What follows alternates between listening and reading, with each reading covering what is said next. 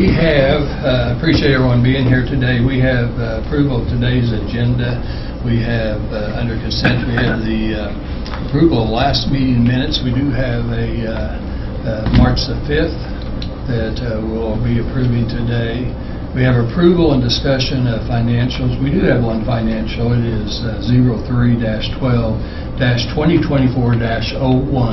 and that is the sales and road and sales bridge sales tax. And according to this document, received sales tax was $429,510.11. And the common one total that was dispersed was $150,770.56, and common two was $147,778.12, or $778.12, for a total remaining in the pool of $130,961.43. So we'll be approving that today.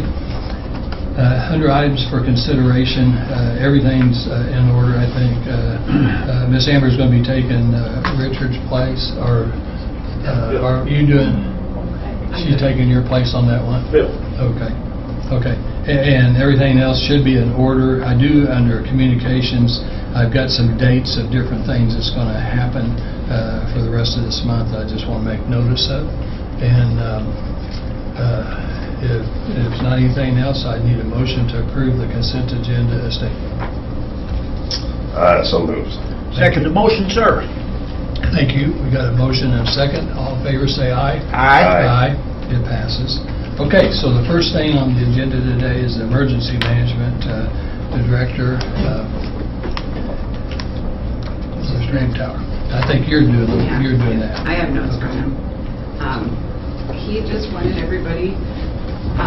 I don't think I've ever seen Phil so happy as the day that we did tornado drill. He was smiling and couldn't believe we had 100% compliance. Also, they said typical lead time for tornadoes is around 7 to 8 minutes, and we had everybody in the shelters here in less than 4.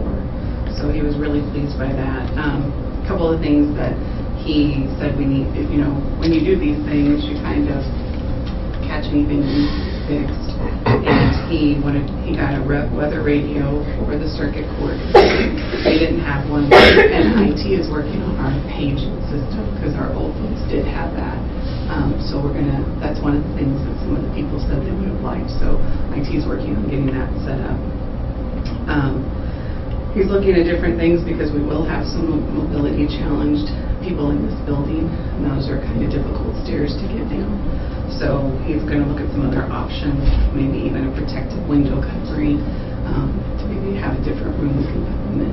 Also, he's looking into maybe being able to put them in a vault, although it's not really wide enough to get a wheelchair through. Although, in an actual event, we would get everybody in, so one way or another. Overall, like I said, he was super happy, and I think we did a great job, and I've already told our insurance we had 100% compliance, and we were super happy too. That's all. So the insurance company was pretty pleased too? Oh, yeah. Yeah. We had never reported 100% compliance on that. Is this going to be an annual event? I mean, are we planning on doing this at least annually? Phil wants to work on a fire drill next. So okay. That's what we're looking at doing next. Because I really think that while some people may dread it or not want to participate, I think the fact that we had 100% participation, and we know that every spring, even throughout the year, it could be even in the wintertime, tornadoes are up in the air somewhere going by us, and hopefully they never hit us. But if they do hit us, then we need to be prepared. And I just want to, say thanks to all the people that I saw in this building. I wasn't here but I was working with people before that, and all the people down here that helped in this building to get everybody to where they needed to be was a great thing. Yeah. I witnessed it myself over at Ozark Senior Center because I was speaking over there that day to all the seniors about Senate Bill 190, the application process. and they put me in charge of the disabled people. So I did participate, and it was interesting because I was in charge of all the wheelchairs first, and then the walkers, and then the canes, and I was the last one in the men's bathroom. The women went in the women's bathroom, and we all got there, and I think that we actually... That's the way it's supposed to be, right? Well, it is supposed to be that way, and that's the way they did it. And I just thought it was kind of funny, because I was the last person in either bathroom, because it took a little while for us, some of the disabled people to get there, but they did it, and so that's a good thing. I think that I would like to say thanks to the emergency management, because they did a great job. Their whole team went around, made sure everybody was prepared. And special thanks to the judges. They participated, they cleared their courtrooms. Campus security did it. We did a good job. So we had citizens involved Yep. in all buildings, and then we had our employees, and they're both equally important. Just like their Do You Real thing. Yeah, and so I think, and then KY3 had a positive They had a report on us too. report on it, so that was good. Yep. So, any other comment or questions? Nope. I think that's a great thing. I hope you continue to do it and to continue to make our people as safe as we can make them. All right, thank you very much. The next item on the agenda is the IT manager, Bill, and purchasing manager, Ms. Hopkins, Will. And I'll reiterate what Amber said. I talked to Phil the next day. I was over there working on some other things. I just asked him how it went. I hadn't heard the report. He said I was so happy I could cry. Yeah, well, that's great. Good morning. Good morning. So the first one that we have is ITB 2024-1, and this was for some Christian County IT equipment. So this bid included purchases of PC desktops, laptops, and monitors. When we put it out for bid, we received 9 bidders, and we are going with the lowest and best overall bid, which is Zones LLC, and so that is my recommendation, is to go with Zones. And where are they out of? They, I need to say that, I think they're out of New York. Nope, they're out of Washington. Auburn, Washington. We'd actually never heard of this company. I've never heard of it. You know, clearly Kim and I and John and a few others that did our research to look up on this company, since we hadn't heard from them, heard about them. But this goes back directly to the program that Kim got up and going, the online program that we wouldn't have known. And when she says the best and lowest bidder, it's not even close. It's a $6,000 difference Yeah. from the highest and lowest. But they are a big company. They're nationwide. They had great references, government references. And, here in Missouri as well. And so, yeah, Sykeston, but all over, it's a good company. I've just never heard of them, so. So when you guys bid, that's really good. You got 9 bids. 9 bids. So are you bidding on the same brand? I mean, there's so many Correct. different Yeah, brands. we gave them You're the bidding same- on specifications. We Yeah. told them exactly what we wanted, Yeah. specs, everything, brand, model. John and I sat down and had our, what we consider our base model computer that we want to move forward with for the county, and so that's what we had bid out, the exact model and everything. So that's what everybody's bidding on, apples and apples. Okay, that's very good. Any other comment or questions? Nope. None at all. All right, then I'll accept a motion for accepting this bid. So move, sir. Thank you. Second. Thank you. All in favor, say aye. Aye. Aye. Passes. Thank you very much. Thank you. Now we have Highway Administrator, Ms. Beavers, Yes. and also Purchasing Manager, Ms. So the Kim. next one we have, and this is what we do annually, is this is ITB 2024-3 for countywide road resurfacing and aggregates. We bid this out. We received 6 proposals, and after reviewing the proposals, the recommendation is to award to all 6 vendors. The Highway Department anticipates to use all of these vendors over the next year. So I would ask for you to award to Blevins, Capital Paving and Construction, ESS, Huff, Track, and Vance Brothers. Are you choosing which one you use just based off their proximity to the projects at hand, or? So there's several different items that we bid out, including single and double coat chip and seal, asphalt, hot mix asphalt, cold mix, and then quarries. So each of these 6, some of them do multiple, but some of them only do one of the items. So, for example, Track is a quarry and just cold mix. Blevins and Capital do a lot of hot mix, but Capital doesn't do chip and seal, and then Huff only does chip and seal, etc. So in the end, it gives us 2 to 3 vendors per item, even though we're awarding to all 6. Okay. And what's the total? What's our total It's an budget? annual. So for each side, we have budgeted 1.6 million worth of road maintenance for each side. However, about 400 of that will just be our regular maintenance, the stuff that our guys do themselves, patching potholes, grading roads, etc. Just over $1 million for each side will be put into this annual resurfacing program, which is the chip and seal and the hot mix. And we have some smaller projects. Each year we do a tree trimming project. Last year we did Prairie Ridge and Sheldon Rock half and half. We're going to be doing the same thing again this year, the half that we couldn't complete last year. And then we have a couple different studies and design projects going on. We're doing a safety study right now for Holder. We're going to be doing one this year for Sanders Valley. There's some hills that a lot of people like to speed and jump and get into trouble on, and so we're going to be looking at that. And then also the Old Prospect design, which you guys may have seen that we're about to have an open house next month for. So some of that money goes to that. What's the date again on that? April 4th, April 4 to 6 4th. p.m. So if we can be there at that meeting, I'll make sure I'm there, but we need to have people represent our county there, and I appreciate you doing that. So out of that 400,000 is we're kind of going back and repairing potholes and things is all that because of winter time? No, I mean some of it is just strictly Just wear the and age tear? of our. We have a lot of roads, that if our program was perfect may not have those potholes, but we have a lot of old aging roads that it's taken us quite a bit of time to get to be able to repair. Some of it does happen because of the freeze-thaw in winter. Some of it happens just strictly from age, or when the roads were constructed, it wasn't anticipated that you'd have the type and amount of vehicles. So a lot of the Amazon, FedEx, UPS, the speed and the turning movements that they have added some wear and tear. The size and weight of trash trucks has increased over the years, stuff like that. And then of course we still have I think 12 or 14 miles on the west side, just about 50 miles on the east side of gravel roads. So, we have to haul material to those and grade those, and that includes that.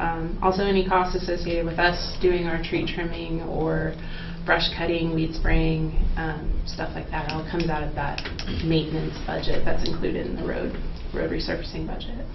Very good. Commissioner Blue, do you have any comments or questions? No. Well Okay. done. The only one question, last question I've got is, so with inflation still going up, so how did that affect our bids this year compared to last year? We did okay. So our low bid on asphalt, which is from a reputable contractor, went up 50 cents per ton. So That's last not year it bad. was 64, this year it's 64.50. Some Wow. of the other groups went up a little bit higher, but we have a good relationship with this particular group, and they do a lot of work for us in MoDOT, so we're pleased with that. So hopefully we can fit in their schedule and get some work done. Chip and seal went up a little bit, but not, that's typically in cents, the way that one works as well. It's usually under $2 for a single and under $4 for a double. Those went up about 20 cents a piece for our low bid on those. And then the quarries, interesting. When I started here, base rock was under $4 a ton for us to pick up, and now it's $8.75, I think. Wow. So that's been the interesting one. Well, And we pick that up ourselves, so there's no haul rate or anything in that. But that wonder why seems to be their across the board for Why their quarry costs rock. are up? I don't know. You might think $4 versus $8 is not a lot, but That sounds like a lot. when you get That several would- tens of thousands of tons per year, it can add up. Yeah. And there's not really it's limestone-based rock, and so there's not really alternatives for us here, being, you know, limestone karst topography. So Well. it's interesting though, but you know, our big ticket item is the asphalt, so we're glad that that has leveled. Very happy about that. Well, very good job, ladies. That's a good job on the bids. I'll take a motion to approve this bid. I would move that we award bid to all 6 companies. Second that motion, sir. Very good. We got a motion and a second. All in favor, say aye. Aye. All right, very good. Thank you. Thank you. Next on the agenda is Miss Amber. We're going to be talking about... I've got one more. She's got one more. I'm sorry. Got one more. Sorry, Dan. Do not leave yet, Miss Miranda. So, good morning again. So what I have before you today is a Phase 1 grant that is being awarded from the State Emergency Management Association. We have been working on not just the traffic issues out there on Holder, but prior to that, we have been working on trying to get a grant for that low water crossing that is on Holder Road. We have quite a bit of trouble with that. It stays very shaded, so it stays icier in the winter. There's a lot of standing water on it, quite a bit. The creek that travels across that is pretty good in size and causes quite a bit of problems. So we've been working with the state and federal government to try to get a hazard mitigation grant for that crossing to be able to put in some reinforced concrete boxes, which will elevate the road and the crossing and get it up out of that position where it's constantly under standing water. We have been awarded, or proposed to be awarded, a Phase 1 grant, and what that does is it gives the county, well, the total project cost is $26,279. The county's share of that will be $2,627. This allows us to perform the design and study work for that project without any cost to the county. So this is new. SEMA didn't previously pay for that, so this is nice. We have paid for a little bit of survey and pre-design work on our own, but it's nice to have this grant to be able to cover the rest of it. Once we perform that, they will determine if Phase 2, if we're eligible to move to Phase 2, which is the bidding construction phase. So we're hopeful for that. But again, this is a Phase 1 grant in the award of $26,279, with our share being $2,627. So I'm happy to answer any questions. What's the impact on that area? How many people are using that intersection? Well, it's a cut through. It runs between 2 state highways. There's several folks that live on that road, and then there's another intersection with Kerr Road that runs to the west. Quite a few people use it. We did some traffic counts out there, and I think somewhere around 2,500 people a day use that total. But it is quite, it's a hot spot for emergency response, people getting stuck, and people having slide-offs in the winter. So I would say emergency response gets 6 to 10 calls a year about that particular spot, which helps us move that up to a priority. There are ways around, but again, it's a few miles, and for the most part, it's a cut through for folks who are trying to get to work and may not pay attention to all of the hazards that are there. So we're hoping to relieve some of that. One thing I've noted, and Commissioner Ballou knows this, that serving the West District now for 8 years, is the fact that I think GPS, everybody uses GPS, and we have a lot of people a lot of local people are doing, like you said, going to work. But we have a lot of big trucks, and we get complaints all the time. I know Commissioner Ballou gets complaints, I get complaints, because people are using Holder Road, and they are taking a shortcut. And then they've got to go down where that river comes across, and that's a problem. The road needs to be widened, but some of the people don't want the road widened. You and I worked on that. We've got two consecutive projects happening out there at the same time, and one is the traffic safety speeding issue, and then the other is this crossing, which actually started first. They intersect at some points, like We're Commissioner gonna Jackson said, continue with to the make traffic. it, we'll continue to make it better. Yeah. But it's a heavily traveled road, and a lot of people lived out there a long time in nice homes, and it used to be in the country. Yeah, it did. It used to be a very quiet farm road, which it is not It's anymore. not anymore. Yeah. Okay, all right. Then we need to make a motion to approve that grant. then. Motion to approve Yeah. the Phase 1 Phase 1 grant. FEMA grant, hazard Okay. mitigation grant. Need a motion to approve the Phase 1 FEMA grant. So moved, sir. Second. Got a motion and a second. All in favor, say aye. Aye. Aye. All right, thank you Thank very you. much. And good job on that grant, too. Thank you. Obviously, our county does very well because we have some very good people that get these grants for us. Okay, the next, I was just practicing a while ago, so now Miss Amber's up.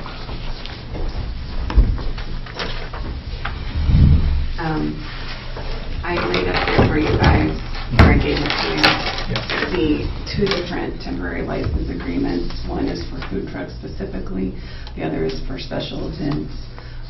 That is because food trucks should be treated differently. They're not going to have the same amount of insurance as an entity that's going to want to come have a major event. So we did feel the need to write them differently. Also, I know we've had a couple of conversations about how this was going to work with the food trucks. So the way that the food truck, if we could look at that one first. Okay. Sure. The way this was going to work was a license agreement to come, and you can see on here that we gave stipulation of time, and there would be a license fee for a food truck to come, and they would have to fill one out every month. So they could pick certain days to come in a month for a flat rate. That's the way it was written.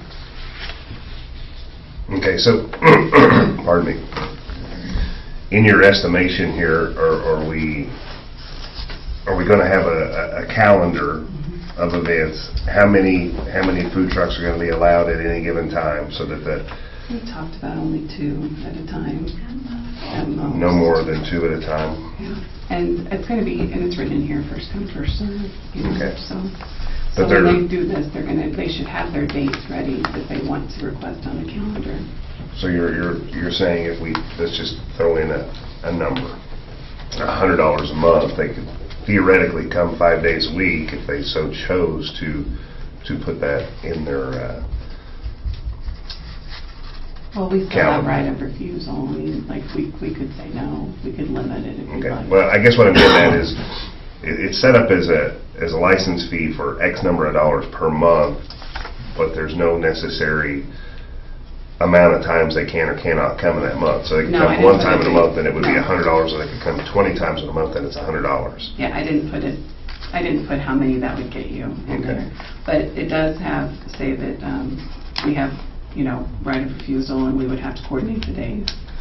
So That's one thing that I'm seeing that could be I guess we could a put it, slight issue. I How think many- per occurrence might be a little bit easier. and we were thinking $40 is what we had originally said. We did talk about Because we $40. didn't, this is a new thing. Sure. We have no idea if they're going to make money off of this or not. I mean, you could do $40 and a maximum of 4 times. I mean, that's $10 a time, which we could do that if you'd like. Yeah, I think it gets to the point to where you want to provide a service to the employees at the courthouse or the Justice Center, and even the citizens in the area coming to utilize this area, but at the same time we're putting in basically a mobile business. It's not necessarily putting in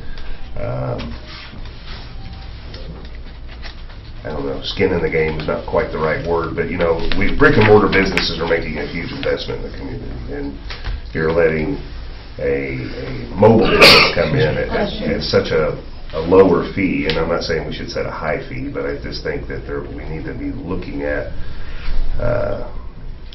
I guess what all of our requirements are going to be as far as first right of refusal, or not first right of refusal, but if we potentially disallow them, do we have a set list of things that would be criteria that they must adhere to as far as trash removal, whether or not they make a mess? Okay, I'm sorry, I got this 10 minutes before the meeting, so. I mean, I worked on it up until this meeting. Okay, yeah. And I was at the mercy of Mr. Fax too. Yeah. Because we went back and forth probably 10 times. Because this is a hard concept to actually get on paper. So this was not an easy feat. Sure. And with this one, I think that, maybe we look at coming in a little slow on this, and seeing how this first month goes. Because you want to have, you don't want to set the price too high, because we're not in the business to be making money off the people that would be setting up out here. They've got to be able to make money, or they're never going to come back if they don't make any. So there's a lot of little variables that'll play into this. It does say understands that availability of spots is first come, first served. Okay. We can put on here term of the license is for 1 month, which equals to 4 days. We could add that if you'd like. Okay.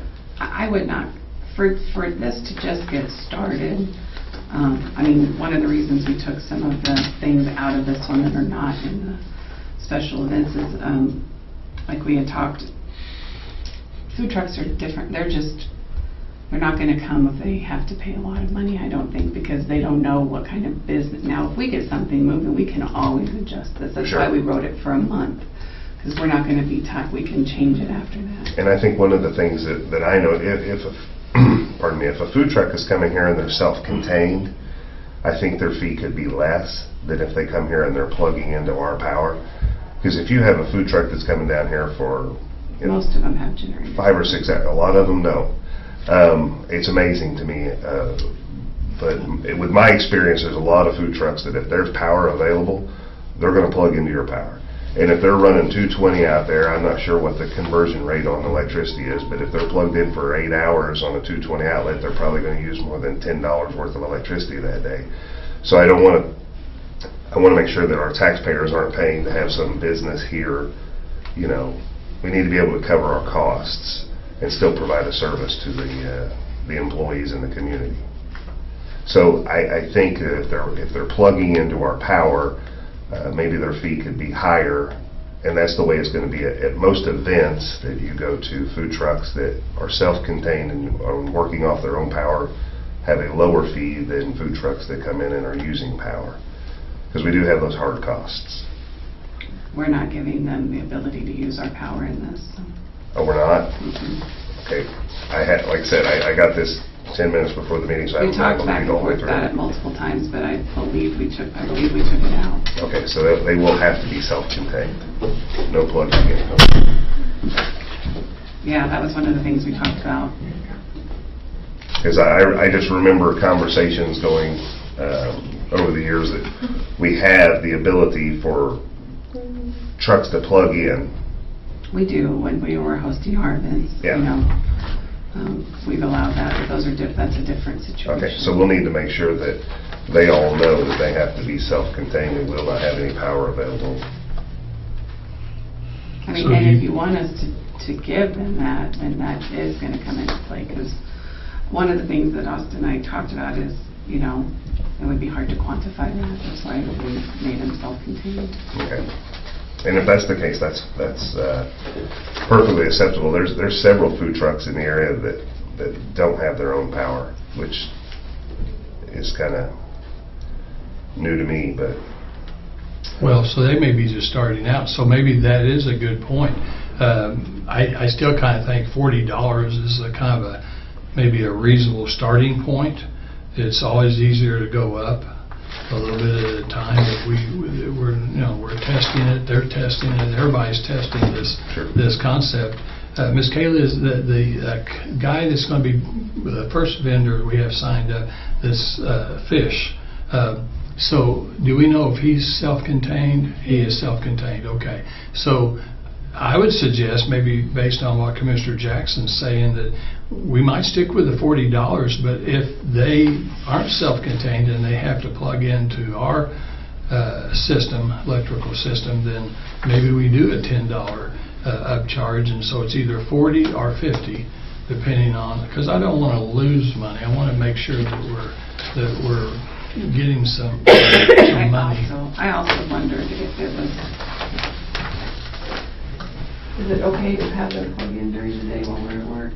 It is, we will have to set up a fence around that, because that's a handhold in the ground, so there's obviously a safety issue there. Yeah, that's why we. Just like a little wooden fence or something? We have 4 gates that we set up for every event around that area, and they just run their power through it. It's what we've always done in the past.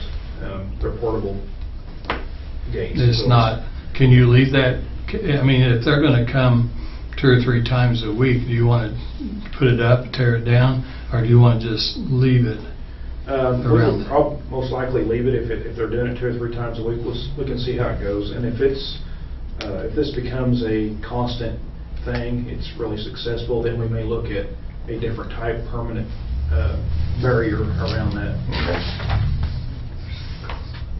Mr. Jackson, is there a list of supply of vendors and either email or phone numbers that Ms. Kayla can work off of? We've got some people that have come in and asked us, but we probably need to have a list that we can work off of to make sure, because I think one of the successes it will be is if we can have enough variety. I mean, so like that guy is very nice, and I think he's going to do a good job providing fish, fried fish. However, I mean, not everybody's going to want to eat fish every day. So the variety that we have that rotates in and out will make it more successful.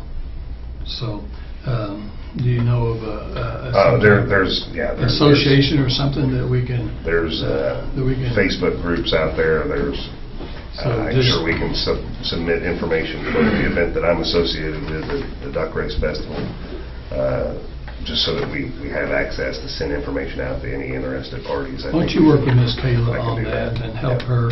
Let's come up with a kind of a robust list of and we're always trying to make it be Christian County people. That's always our first choice. I'd rather do that than have somebody from another county come in here to Christian County. I think we always want Christian County people first if we can. So, okay. One question that I have, Ms. Amber, on this first come, first served, are we saying, did I understand correctly that there would be a maximum of 2 trucks here at any one time? We talked about this, about her maintaining a calendar. So when they submit this, they'll have to pick their dates they want to come, and if the dates are already booked, that's how it's going to be. Okay, and how many days a week is this going to be available? I don't think we put that to it. We just see what they want to, What and they want. then we present, and then we would send it out to our. I get the reason I'm asking this, just using this as an example. Let's say you get 2 food truck guys come in, and they immediately book up everything. They're going to get 4 spots maximum. Say what? 4 spots for the month is what we just talked about. And it's on here? No, that's what we just said. I can add that. Okay, all right. That's what his concern So was. first come, first served is still limited. Because I've heard that language used to really block other people out of that, sometimes even to go 6 months down the road and block out a month or something, you know, whatever. Okay.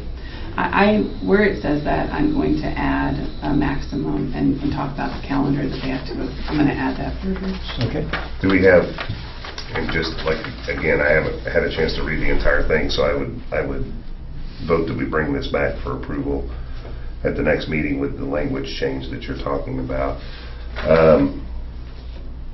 Do we have on here that I thought I saw maybe a start time, finish time, must be off the premises by? It's between the hours of 7 a.m. and 2 p.m. Okay, so even if they have 2 back-to-back days, they still need to be off the premises by 2 p.m.? Yep.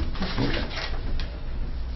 And we picked 7 a.m. because we thought maybe there might want to be a coffee or breakfast type thing. So we put that one, we made it 7. Okay, very good.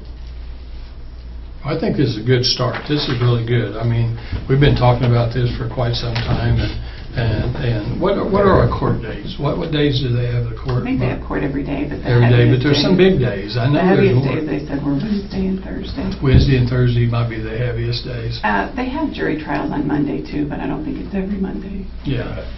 There's some days when the parking is a lot bit more of a problem than Right, other days. right. And so I guess that's where the traffic, I mean, I think there'll be certain days that will be better for those food trucks than others. But- Well, and we have employees that work flex schedules, so middle Yeah. of the week is typically when everybody overlaps. Mhm. We don't have everybody on Monday, we don't have everybody on Friday. Okay. The only one thing I worry about is having two at once. And, you know, I don't know if there'll be enough money to be made if there's two different food trucks down here. And that could cause a little bit of a problem with them wanting to come back. I'll come back on Tuesday as long as there's no one else there, you know, 'cause I want to make all the We thought money. about that, but Lynn had also made a point that you may have everybody rush out, and there could be a long line, and Sure. our people only have 30 minutes. I understand. That's why we went with 2 maximum. I don't know. I feel like this is going to be 1 for a while until we see how this Yeah, works. I think sometimes there may only be one truck. But honestly, this is experimental. We're going to have to just grow with it. We're going to take the best ideas, and I appreciate all the comments because we'll make it the best we can to start off with, and then we can make improvements as we learn. And they'll be learning too. The food truck people will be learning our. That's why we didn't do it more than a month. Yeah, and I think we do it a month at a time, then we then get back and look and see if there's something else we need to change, tweak a little bit. I think it'll be good. And then I think it will take a little time anyway. It's just like brand new business. You don't have all your business when you first start out business. You slowly grow your business as they get known and people learn that they like their food and everything like that. They'll keep getting busier because word of And I mouth. do think people will look out and Yeah. see if there's a Yeah. line. And I so they think can they'll see monitor that. their time. They'll But some see people that. may drive in. Yeah. Okay. We could do one. Do you want it to just be 1? Well, my concern is, from my experience, all of the food vendors only want to be the only barbecue guy there. They don't want any other competition there. You've got too many food vendors. There's too many choices. I can't make enough money.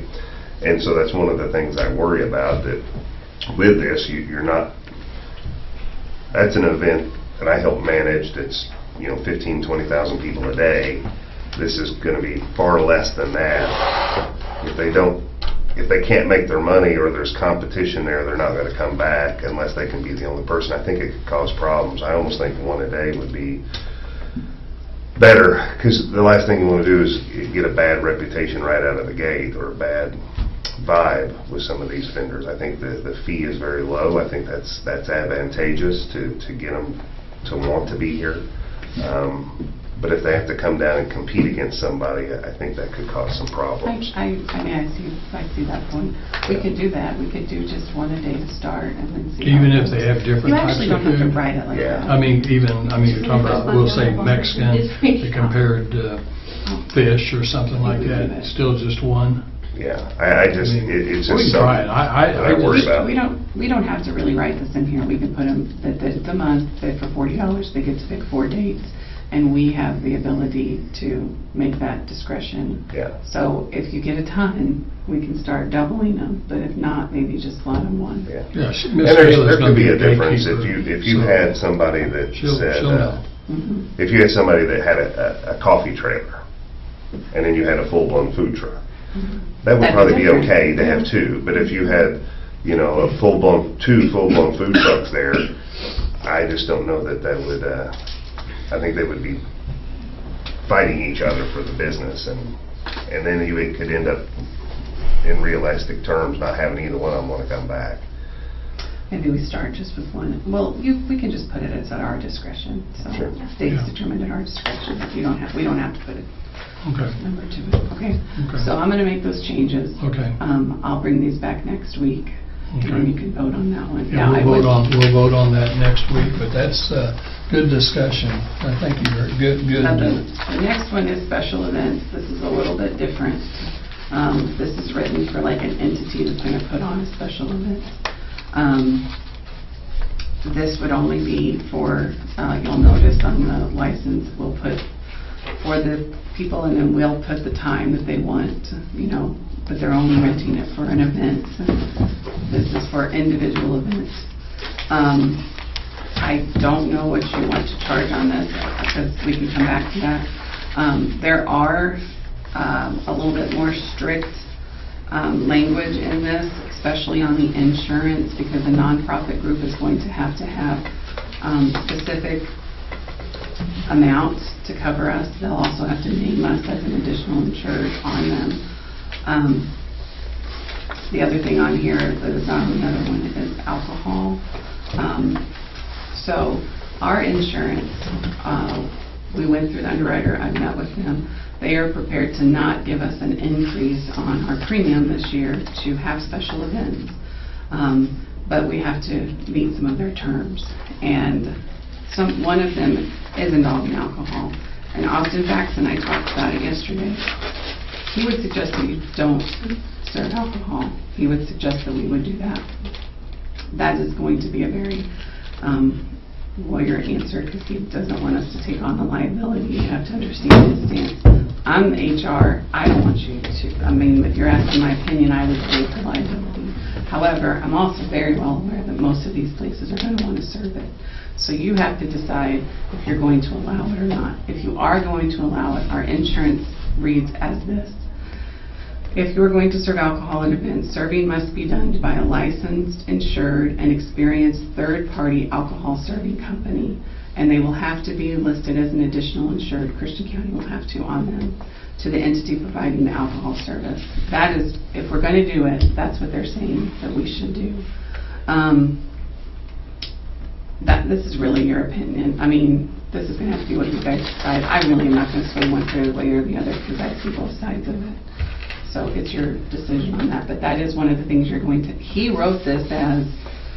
We went back and forth several times yesterday, and he wrote this as, unless we say you can do it in writing, which will be a separate agreement with these terms, we're saying you can't do it. But you can ask me to change that and put the terms in here if you'd like.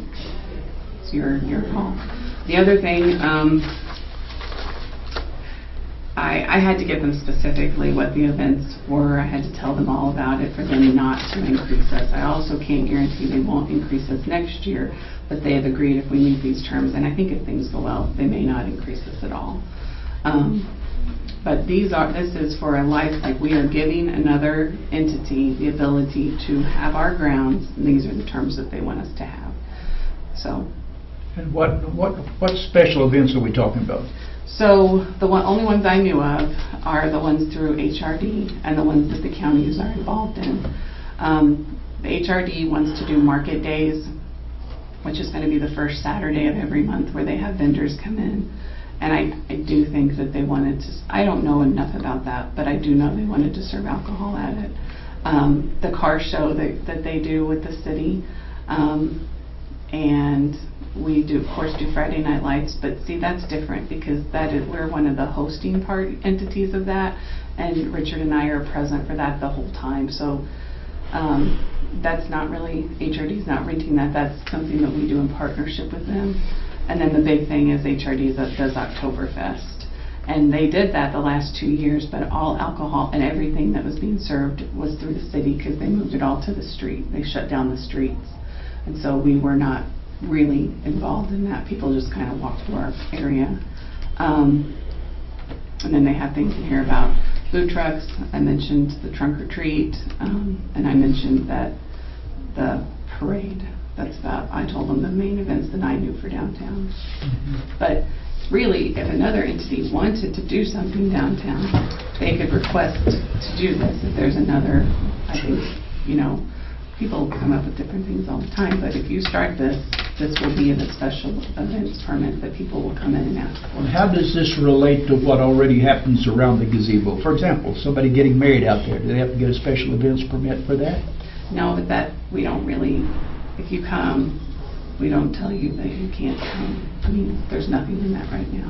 We do have a calendar, though. I mean, we don't have any terms to it, though. We don't charge them anything.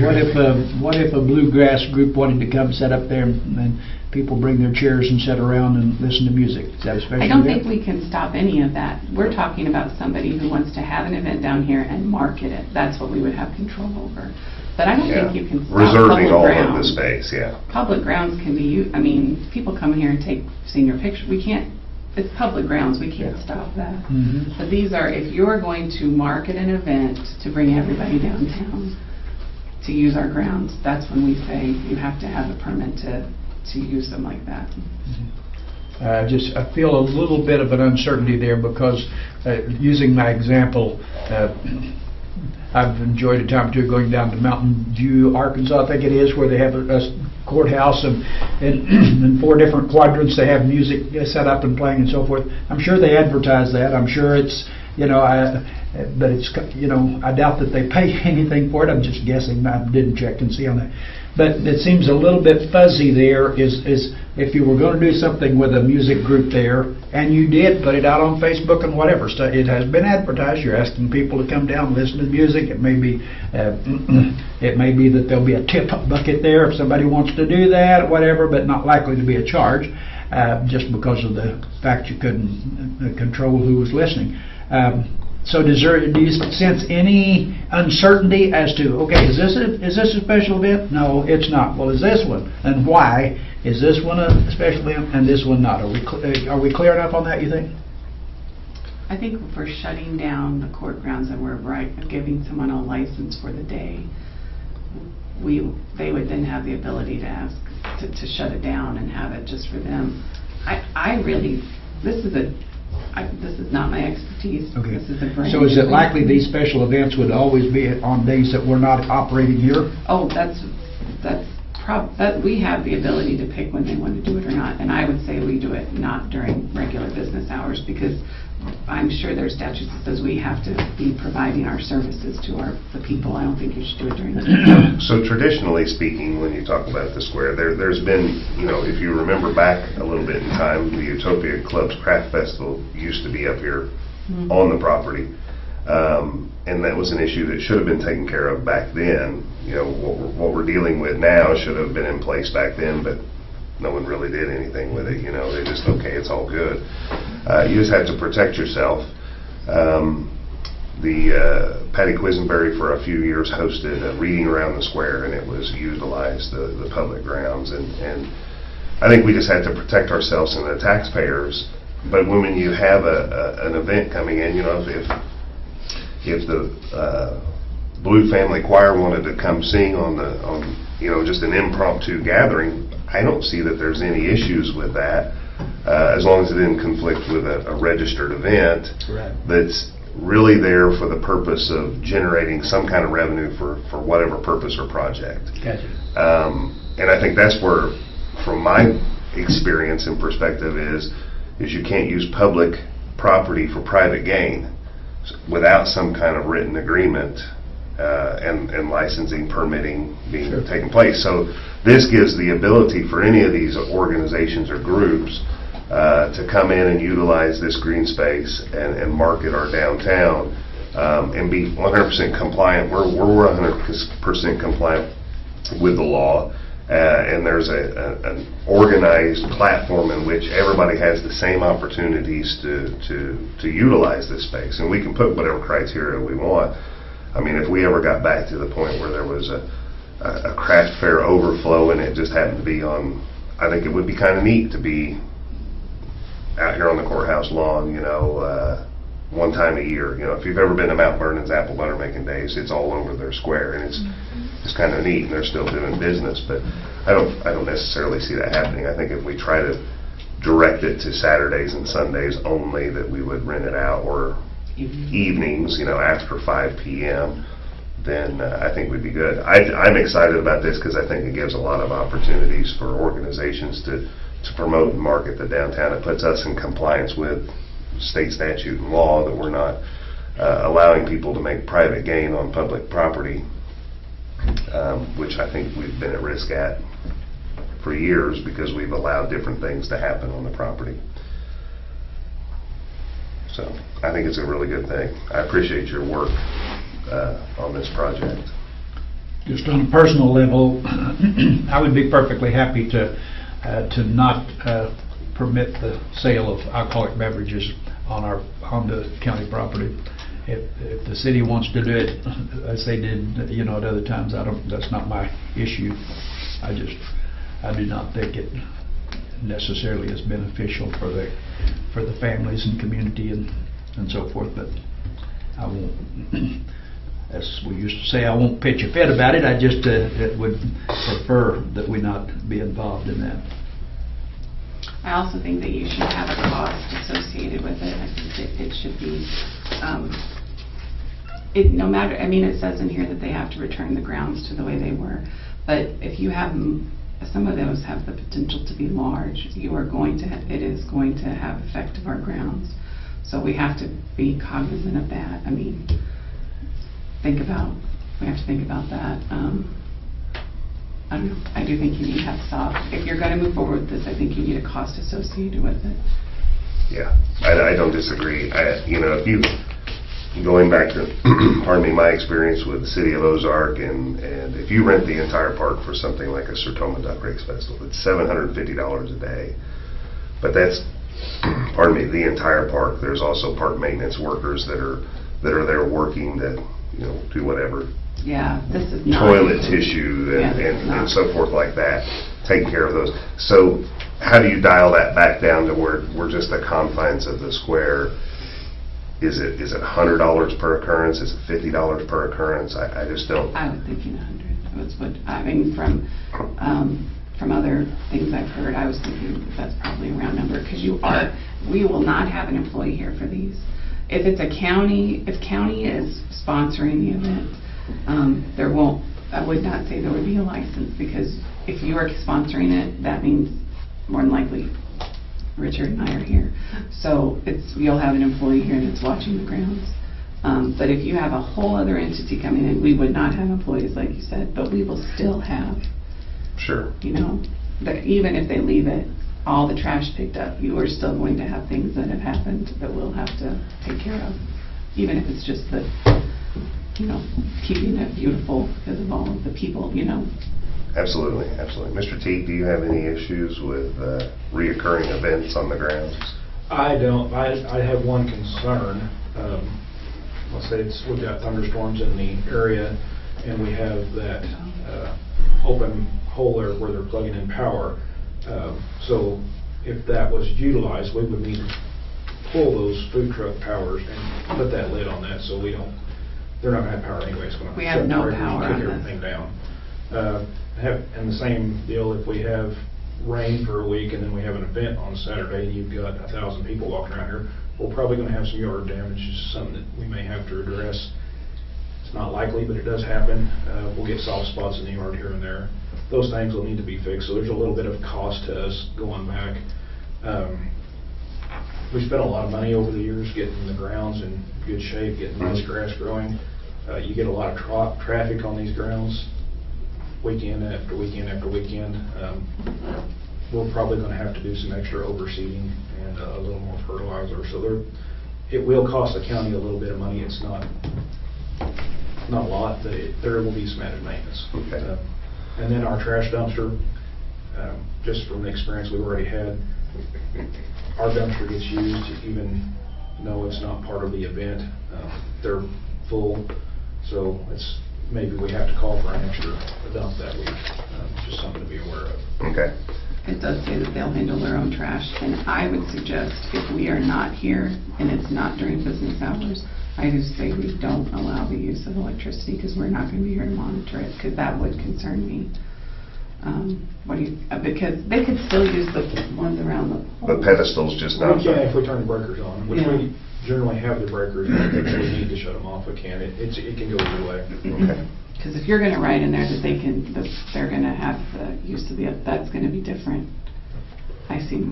My brain immediately goes to the liability of it, but I know one of the events that's interested in doing this is the Historic River Districts and their Market Days event, which is, I think, the 4th Saturday of every month is what they're planning.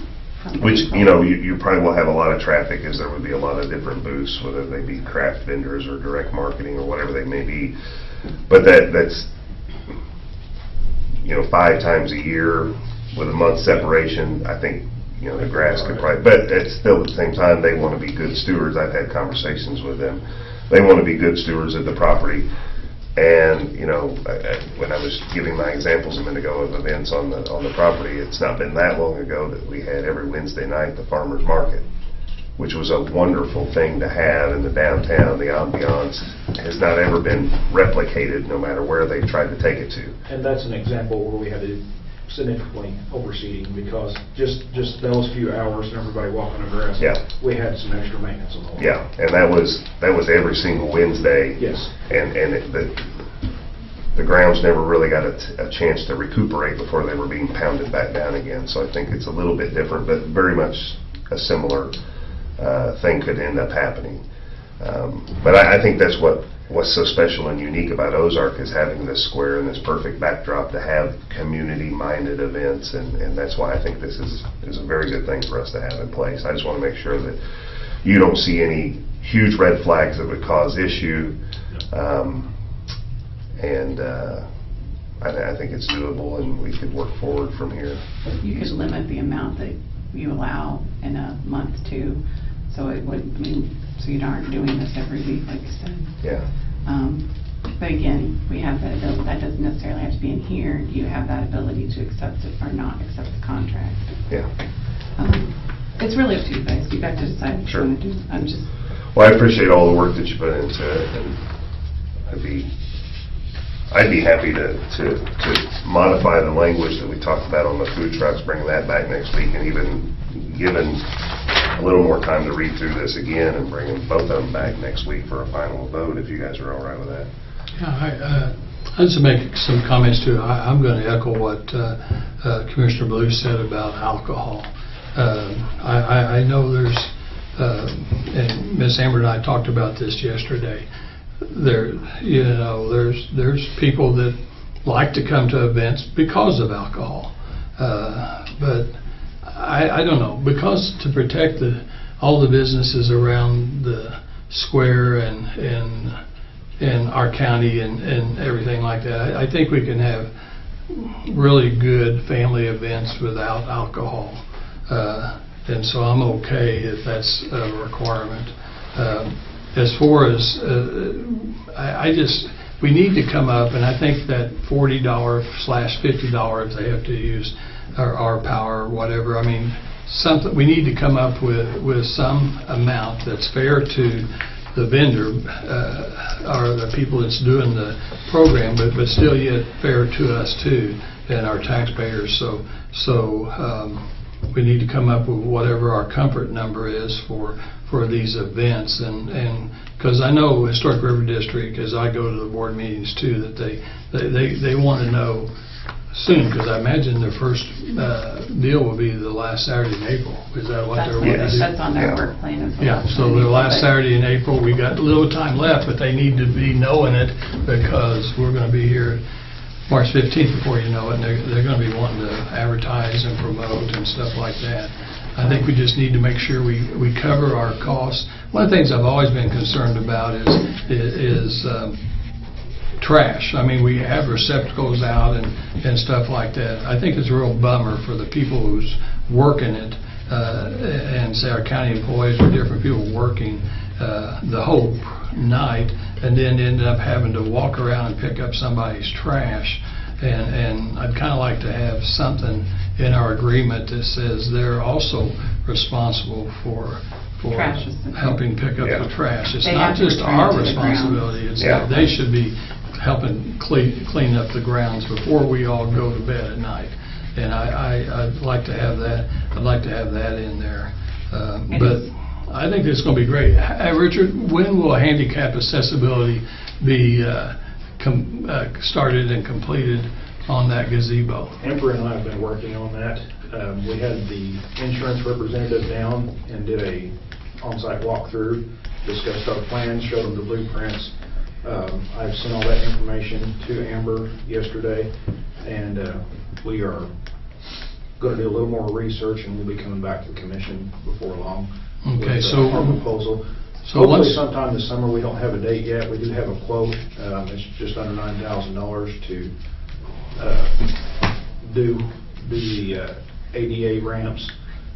Part of that would require us to remove all the benches off the gazebo and the landings, according to the insurance person, to make that more, to open up the mobility for people that do have disabilities.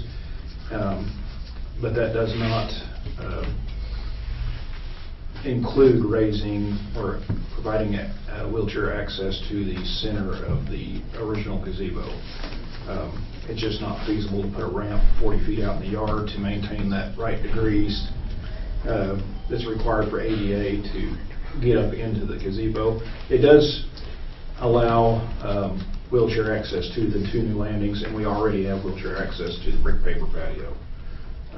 But having said that, we need to take some time and review everything that we've gone over, send it to probably Mr. Fax when we're done, and get his approval, and then bring it to the commission. So once we start, that probably wouldn't be done until June, July, or August, something like that?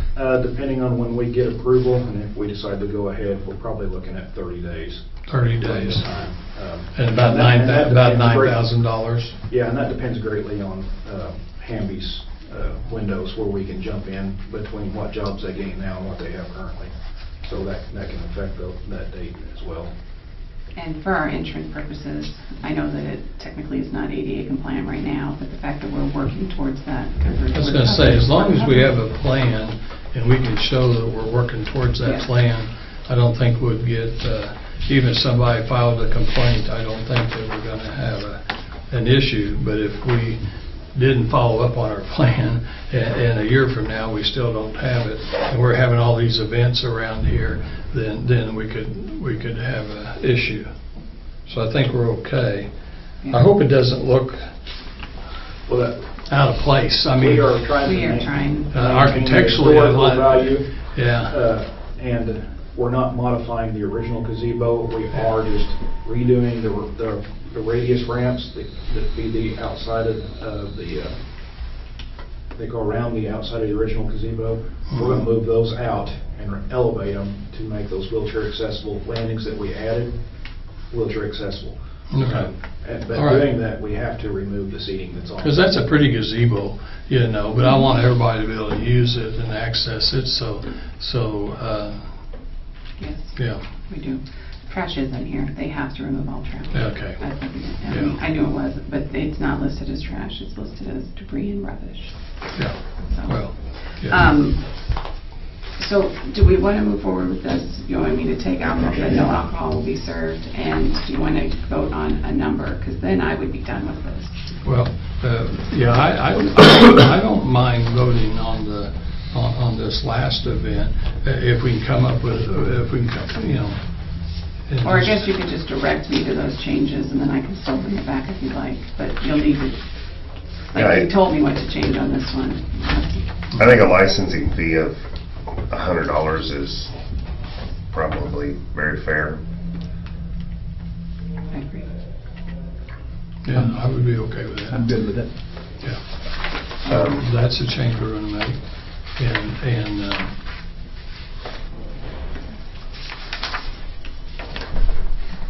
I am going to probably, we'll leave the alcohol in the out. light, so Exhibit 8, when the... Yeah, the alcohol is based off an additional approval, so Yeah. it doesn't necessarily have to pertain to this. I mean, Yeah. I understand people's opinions about alcohol, and it's not necessary for me to have alcohol in an event, but I know a lot of events want to have it because they can make better money for their fundraiser by serving adult beverages.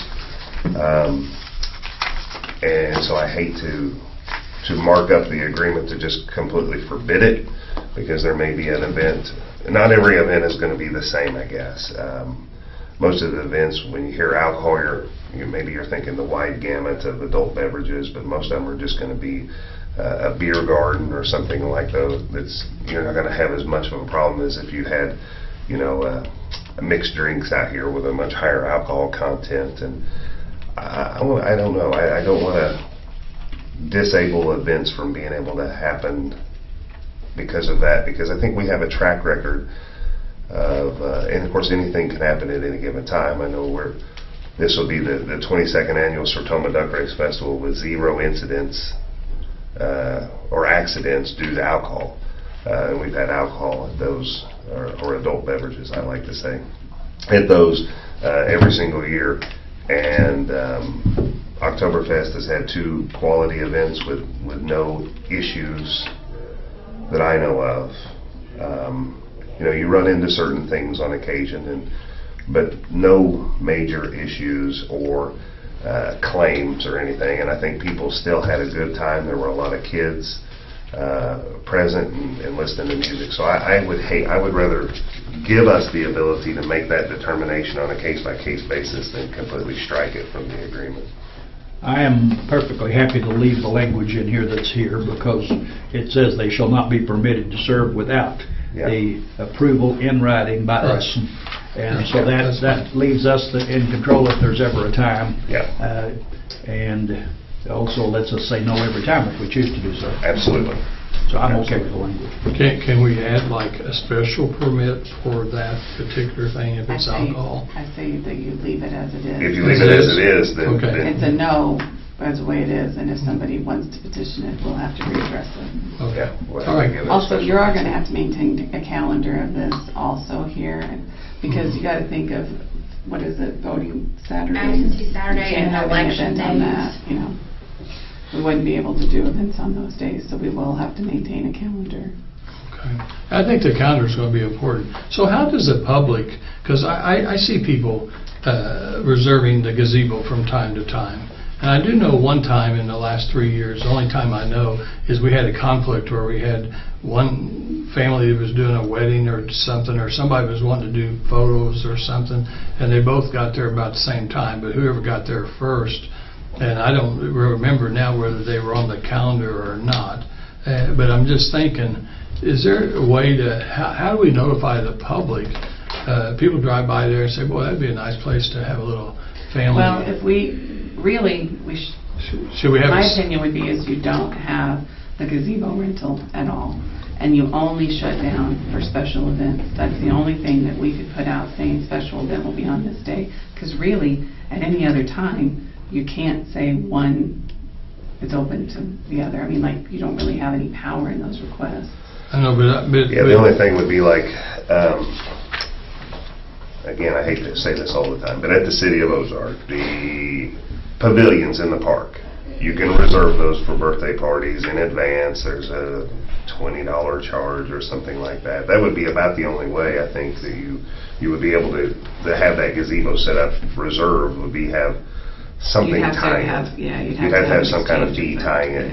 And I think it would probably be better off to just let it be as a first come first serve, use as is basis, because it's county property, and they're not trying to generate a profit. They're trying to take pictures or host a quick wedding ceremony. And I don't think it's fair for one person who randomly knew to sign up and another person coming, just like, oh, I didn't, I don't know. But a special event is a big deal. You're shutting down.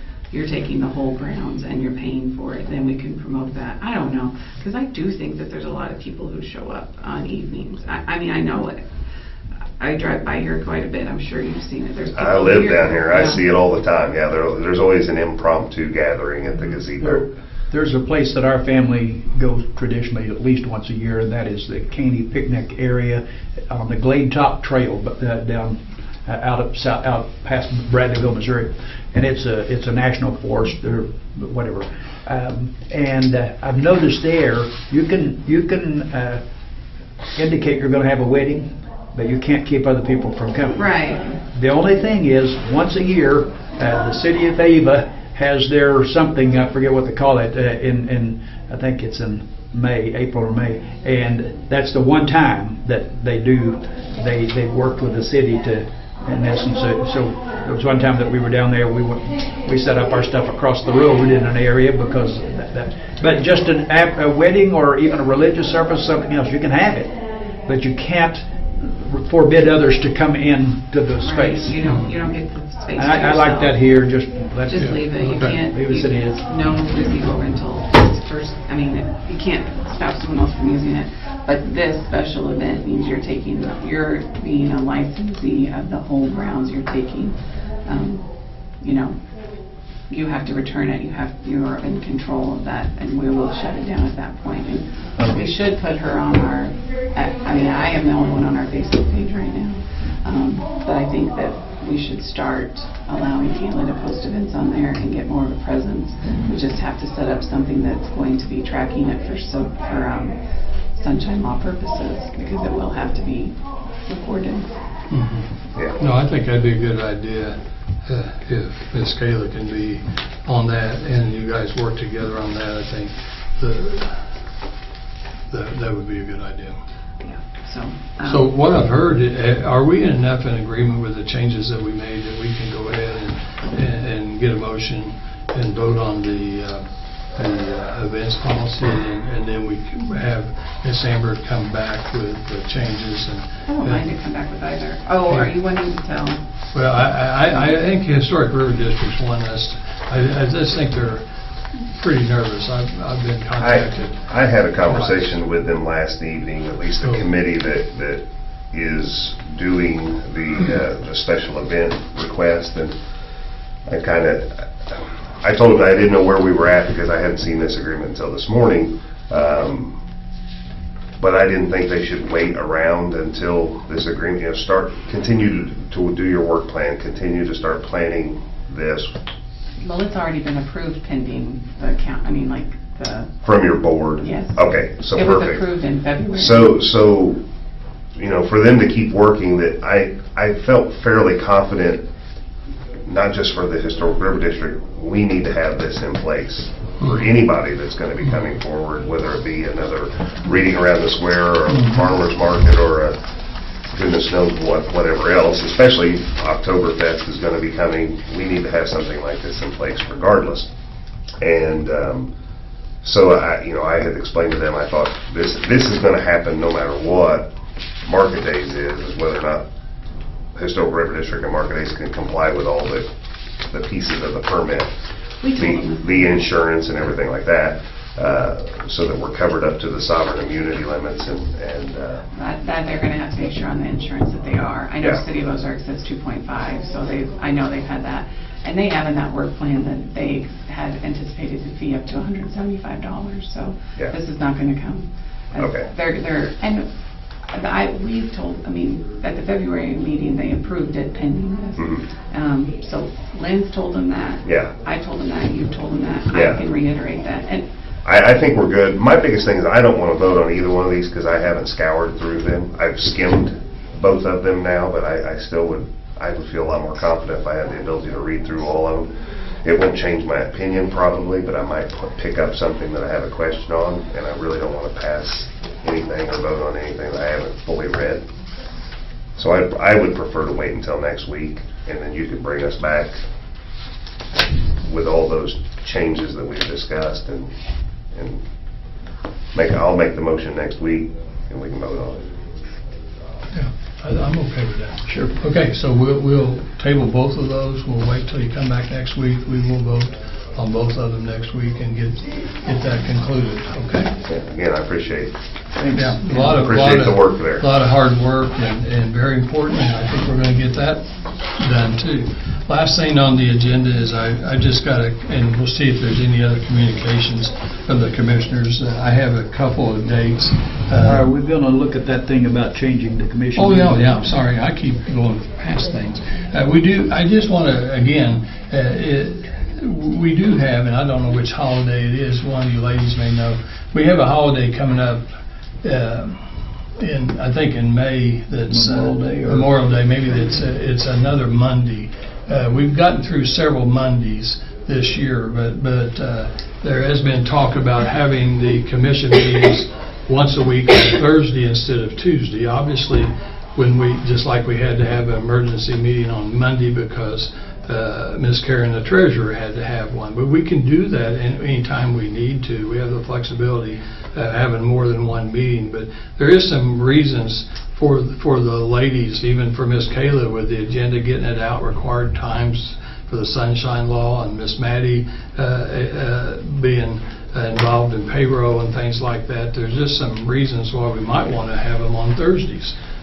If you all would feel comfortable, it would give people, it seems like we have a lot of people that still are trying to add things to the agenda after we've already sent the agenda out, and there are times when we can make those changes, but then sometimes it's difficult to amend the agenda. So how do you gentlemen feel about having the commission meeting on Thursdays instead of Tuesdays?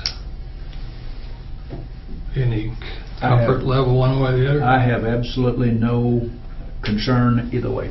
Yeah. Okay. Either day works for me. The only thing I would say is I still like to, as much as we can, to put our business that we need to do on that day and not fall into a pattern of doing them Tuesday also because somebody hasn't wanted to make that mental shift, and then we do them Thursday, and we're, you know, even today, and we're probably going to be out of here within an hour and 20 minutes of our start time. So rather than doing two, I prefer to do the one unless it is truly an emergency, and to encourage our people not to use the emergency thing just because they've been slow to get their stuff in. I believe consistency is key. Whatever day we choose, that should be the day, so that everybody's used to, you know, our citizens that are watching on social media, or they know to check the agenda. This is going to be the day the meetings are held. Right. I don't want to bounce back and forth a lot.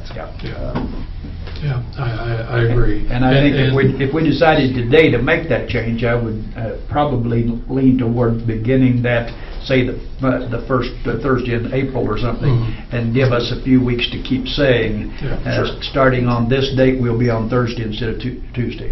Do you have comments? Although the sheriff is not here, and I hate speaking for him, but I do know that he's typically off on Thursdays. He is off on Thursdays. So I don't know if that should be part of your decision. Well, I think that's important. We always try to work with everyone's schedule, but so everyone's equally important. However, the sheriff is important, and we have always tried to either get him early in the morning or, you know, accommodate his schedule and everybody's schedule.